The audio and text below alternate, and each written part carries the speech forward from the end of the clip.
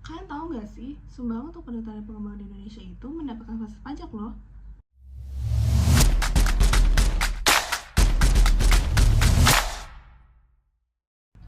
Hai, perkenalkan, aku Glorita Sarotota Barat, dan pada video kali ini aku akan membahas mengenai salah satu ketentuan penting di dunia perpajakan, khususnya di dunia pajak penghasilan, yaitu salah satu biaya yang dapat dikurangkan dari penghasilan bruto kita, yakni sumbangan untuk penelitian dan pengembangan di Indonesia, sebagaimana diatur pada PPh pasal 6 ayat 1 huruf J. Yuk langsung aja kita bahas. Aku memilih untuk mengangkat topik ini karena penelitian dan pengembangan itu merupakan salah satu fondasi kuat untuk kemajuan suatu bangsa, salah satunya bangsa kita sendiri yaitu Indonesia. Nah, banyak yang masih belum tahu nih kalau sebenarnya pemerintah memberikan dukungan fasilitas pajak untuk mendorong aktivitas riset negara. Dari fakta ini sendiri, aku merasa bahwa penting sekali untuk memberikan edukasi kepada teman-teman sekalian agar kita semua tahu bahwa kontribusi riset negara ini bukan hanya memberikan manfaat kepada sosial, tapi juga keuntungan pajak bagi si pemberi sumbangan. Oke, dalam sistem perpajakan, kita mengetahui adanya istilah deductible expense. Tapi sebenarnya apa sih deductible expense itu? Jadi, deductible expense itu merupakan biaya-biaya yang digunakan untuk mendapatkan, menagih, serta memelihara penghasilan yang dapat dikurangkan atas penghasilan bruto. Nah, biaya ini pula yang digunakan oleh wajib pajak untuk mengetahui besaran penghasilan neto sebagai dasar pertimbangan pajak penghasilan kita nanti.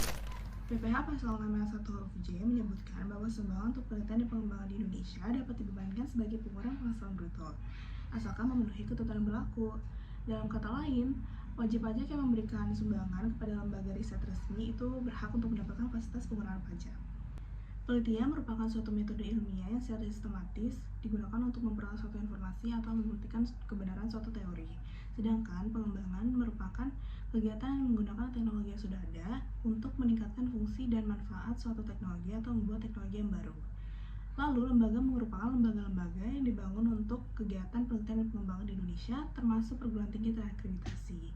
Penjelasan lebih lengkapnya itu dijelaskan di dalam penjelasan pasal 1 huruf B Peraturan Pemerintah Nomor 93 Tahun 2010. Seperti ini sampai sini. Meskipun diperkenankan, pemerintah menetapkan 4 syarat yang harus dipenuhi oleh wajib pajak supaya sumbangan dapat dikurangkan dari penghasilan bruto mereka. Pertama, wajib pajak harus memiliki penghasilan neto fiskal berdasarkan SPT tahunan pajak penghasilan pada tahun sebelumnya. Yang kedua, pemberian sumbangan tidak memberikan rugi kepada wajib pajak pada tahun pajak sumbangan diberikan.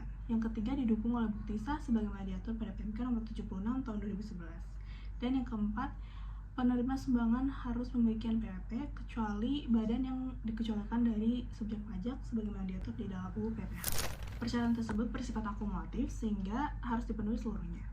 Adapun pemerintah membatasi jumlah sumbangan yang dapat dikurangi dari penghasilan bruto, yaitu untuk satu tahun maksimal 5% dari penghasilan neto fiskal pada tahun pajak sebelumnya, sebagaimana diatur di dalam pasal 3 PP nomor 93 tahun 2010. Lalu, sumbangan tidak dapat dikurangi dari penghasilan bruto apabila sumbangan diberikan kepada pihak yang memiliki hubungan istimewa, sebagaimana diatur di dalam pasal 4 PP 93 tahun 2010.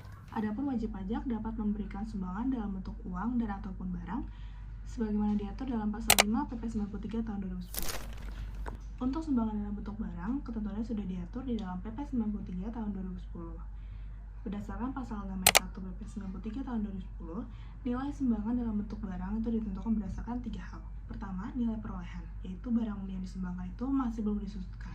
Yang kedua, nilai buku fiskal, yaitu barang yang disumbangkan sudah disusutkan.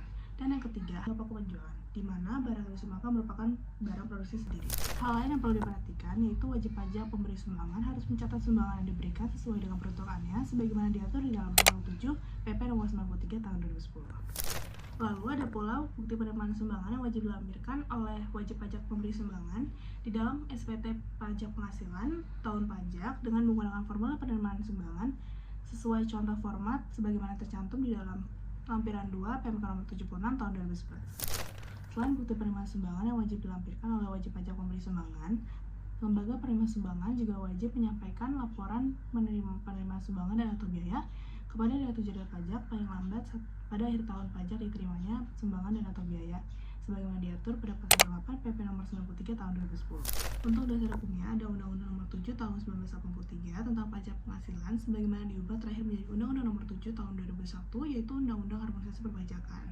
Lalu yang kedua ada topik utama kita pada video kali ini, yaitu PPh pasal 6 ayat 1 huruf J, di mana menyebutkan bahwa sumbangan untuk penelitian dan pengembangan di Indonesia itu dapat dijadikan sebagai biaya pengurang untuk penghasilan bruto. Lalu yang ketiga ada PPh nomor 93 tahun 2010 yang mengatur tentang ketentuan sumbangan sebagai biaya pengurang penghasilan bruto. Lalu yang keempat ada PMK nomor 76 tahun 2011 yang mengatur tentang tata cara pencatatan dan juga pelaporan sumbangan. Dan sebagai tambahan ada PMK nomor 62 tahun 2021 yang mengatur tentang lembaga penerima sumbangan dan juga tata cara pelaporannya. Untuk implementasinya, wajib pajak yang memberikan sumbangan kepada penelitian dan pengembangan di Indonesia dapat memberikan sumbangan kepada lembaga riset yang sudah ditunjuk atau diakui oleh pemerintah. Misalnya, memberikan sumbangan kepada pusat riset perguruan tinggi terakreditasi atau lembaga teknologi yang terdaftar di Indonesia. Selain mempercepat perkembangan ilmu dan inovasi nasional, pemberi sumbangan juga dapat membebankan biaya sumbangan sebagai biaya pengurang dalam perhitungan pajaknya. Oke, sebagai penutup di sini aku mengajak teman-teman sekalian untuk lebih peduli lagi terhadap dunia riset di Indonesia. Dukungan terhadap penelitian dan pengembangan di Indonesia dapat menjadi investasi jangka panjang terhadap pembangunan negara. Nah, dengan memanfaatkan ketentuan dalam PPh pasal 6 ayat 1 ini, kita dapat turut mendorong kemajuan ilmu pengetahuan serta mendapatkan manfaat pajak yang sah. Mari ikut berkontribusi dalam pengembangan riset Indonesia.